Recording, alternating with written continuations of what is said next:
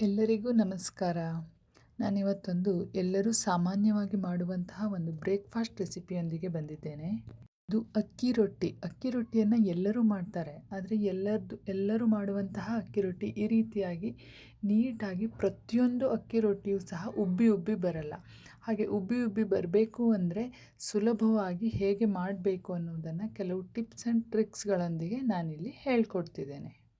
ನೋಡಿ, ಮೊದಲಿಗೆ ಒಂದು ದಪ್ಪ ತಳದ ಕಡಾಯಿ ತಕ್ಕೊಂಡು ಅದರಲ್ಲಿ 2 ಲೋಟ ನೀರನ್ನು ಹಾಕಿದ್ದೇನೆ. ರುಚಿಗೆ ಎಷ್ಟು ಬೇಕೋ ಅಷ್ಟು ಉಪ್ಪನ್ನು ಹಾಕ್ಕೊಂಡಿದ್ದೇನೆ.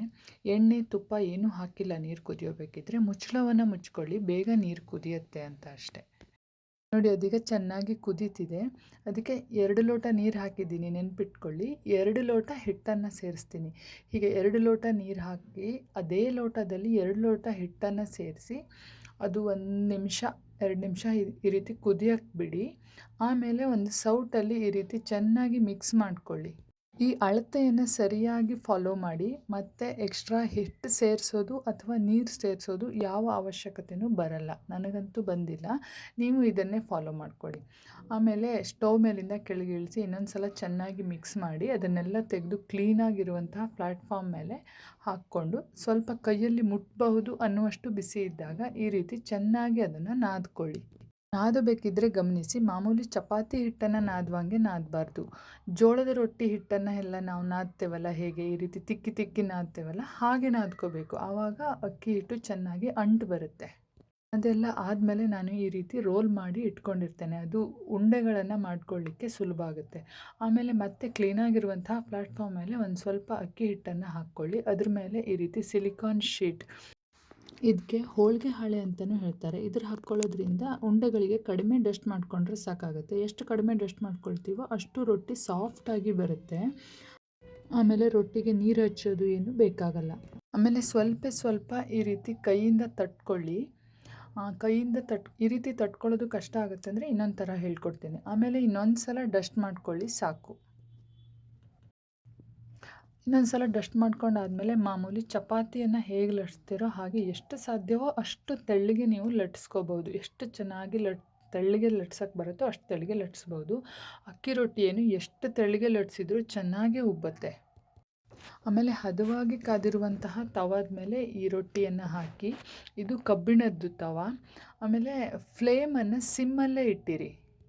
ಅದು ನೋಡಿ, ಒಂದು ಸೈಡು ಬೇಯೋವಷ್ಟರಲ್ಲಿ ಇನ್ನೊಂದು ಉಂಡೆಯನ್ನು ಮಾಡಿಕೊಂಡು ಡೈರೆಕ್ಟಾಗಿ ಈ ರೀತಿ ಲಟ್ಟಣಿಗೆಯಿಂದ ಲಟ್ಟಿಸ್ಕೊಳ್ಳಿ. ಸೈಡೆಲ್ಲ ಸ್ವಲ್ಪ ಸೀಳ್ಕೊಳ್ಳುತ್ತೆ. ಆವಾಗ ಕೈ ಬೆಟ್ಟಲ್ಲಿ ಈ ರೀತಿ ಪ್ರೆಸ್ ಮಾಡಿಕೊಳ್ಳಿ. ಆಮೇಲೆ ಇನ್ನೊಂದು ಸಲ ಡಸ್ಟ್ ಮಾಡಿಕೊಂಡು ಮಾಮೂಲಿ ಚಪಾತಿ ಲಟ್ಸೋಂಗೆ ಲಟ್ಟಿಸಿ. ಇದು 2ನೇ ವಿಧಾನ. ಕೈಯಲ್ಲಿ ತಟ್ಟೋಕ್ಕಾಗಲ್ಲ ಅಂದರೆ ಹೀಗೆ. ಮಾಮೂಲಿ ನಾನು ಜೋಳದ ರೊಟ್ಟಿ ಮಾಡೋದನ್ನು ಸಹ ಇದೇ ರೀತಿ ಹೇಳ್ಕೊಟ್ಟಿದ್ದೀನಿ.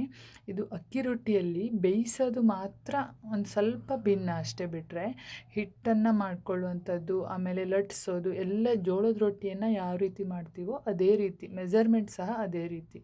ನೋಡಿ ಎಷ್ಟು ತೆಳ್ಳಗೆ ಅಂದರೆ ಎಷ್ಟು ಥಿನ್ನಾಗಿ ಲಟ್ಸ್ಕೊಂಡಿದ್ದೀನಿ ಅಂತ ನೋಡಿ. ಆದರೂ ಇದು ತುಂಬ ಚೆನ್ನಾಗಿ ಊದ್ಕೊಳ್ಳುತ್ತೆ.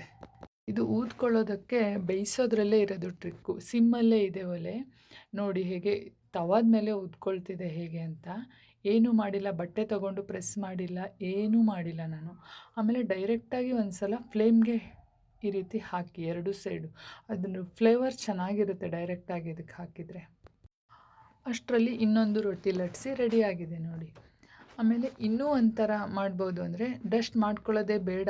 ಆ ಉಂಡೆಗಳನ್ನು ಕೈಗೆ ಒಂದು ಸ್ವಲ್ಪ ಹಿಟ್ಟನ್ನು ಹಾಕ್ಕೊಂಡು ಈ ರೀತಿ ಕೈಯಲ್ಲಿ ಒಂದು ಸ್ವಲ್ಪ ತೊಟ್ಕೊಂಡು ಆಮೇಲೆ ಇನ್ನೊಂದು ಸಲ ಡಸ್ಟ್ ಮಾಡಿಕೊಂಡ್ರೆ ಸಾಕು. ನಾನು ಫಸ್ಟ್ ಟೈಮ್ ಡಸ್ಟೇ ಮಾಡ್ಕೊಂಡಿಲ್ಲ. ಇದು ನೋಡಿ, ಒಂದೇ ಒಂದು ಸಲ ಡಸ್ಟ್ ಮಾಡ್ಕೊಂಡಿರೋದು. ಆರಾಮಾಗಿ ಮಾಡ್ಕೋಬೋದು, ಲಟ್ಸ್ಕೋಬೋದು. ನಾನು ಹಿಟ್ಟು ನಾದೋಬೇಕಿದ್ರೆ ಕುದಿಯೋ ನೀರಿಗೆ ಒಂದು ಸ್ವಲ್ಪನೂ ಎಣ್ಣೆ ಹಾಕಿಲ್ಲ, ಹಿಟ್ಟಿಗೂ ಎಣ್ಣೆ ಹಾಕಿಲ್ಲ, ಯಾವುದಕ್ಕೂ ಎಣ್ಣೆ ಹಾಕಿಲ್ಲ. ಇದು ಕೈಗೂ ಅಂಟ್ಕೊಳ್ಳಲ್ಲ, ಲಟ್ಟಣಿಗೆಗೂ ಅಂಟ್ಕೊಳ್ಳಲ್ಲ ನೋಡಿ. ಇದು ಲಟ್ಟಿಸಿ ಆದಮೇಲೆ ಅಲ್ಲಿ ಆ ರೊಟ್ಟಿಯನ್ನು ತಿರುವಿ ಹಾಕ್ಕೊಂಡಿದ್ದೀನಿ, ಗಮನಿಸಿ ನೀವು. ಆಮೇಲೆ ಅದನ್ನು ಬೆಂಕಿಗೆ ಹಾಕಬೇಕಿದ್ರೆ, ಫ್ಲೇಮ್ಗೆ ಡೈರೆಕ್ಟಾಗಿ ಹಾಕಬೇಕಿದ್ರೆ ಫ್ಲೇಮನ್ನು ಫುಲ್ ದೊಡ್ಡ ಇಟ್ಕೋಬೇಕು. ಆವಾಗ ಮಾತ್ರ ಅದು ಚೆನ್ನಾಗಿ ಊದ್ಕೊಳ್ಳುತ್ತೆ. ಇದೇನು ತವಾದ ಮೇಲೆ ಊದ್ಕೊಳ್ತಾ ಇದೆ, ಸ್ಟಿಲ್ ಹಾಗೆ ಮಾಡಿದರೆ ಚೆನ್ನಾಗಿರುತ್ತೆ ಅಂತ. ಚೆನ್ನಾಗಿ ಉಬ್ಬಿ ಬರುವಂತಹ ರೊಟ್ಟಿ ಬಾಜಿಯೊಂದಿಗೆ ರೆಡಿ ಇದೆ. ಬಾಜಿ ಅಕ್ಕಿ ರೊಟ್ಟಿಗೆ ಸ್ಪೆಷಲ್ಲಾಗಿ ಮಾಡುವಂತಹದ್ದು. ಲಿಂಕನ್ನು ಡಿಸ್ಕ್ರಿಪ್ಷನಲ್ಲಿ ಹಾಕಿರ್ತೀನಿ, ನೋಡ್ಕೊಳ್ಳಿ. ನೀವು ಮಾಡಿ ನೋಡಿ ಹೇಗಾಗಿದೆ ಅಂತ ಕಮೆಂಟ್ ಮೂಲಕ ತಿಳಿಸಿ. ಧನ್ಯವಾದಗಳು. ಮುಂದಿನ ವಿಡಿಯೋದಲ್ಲಿ ಮತ್ತೆ ಸಿಗೋಣ.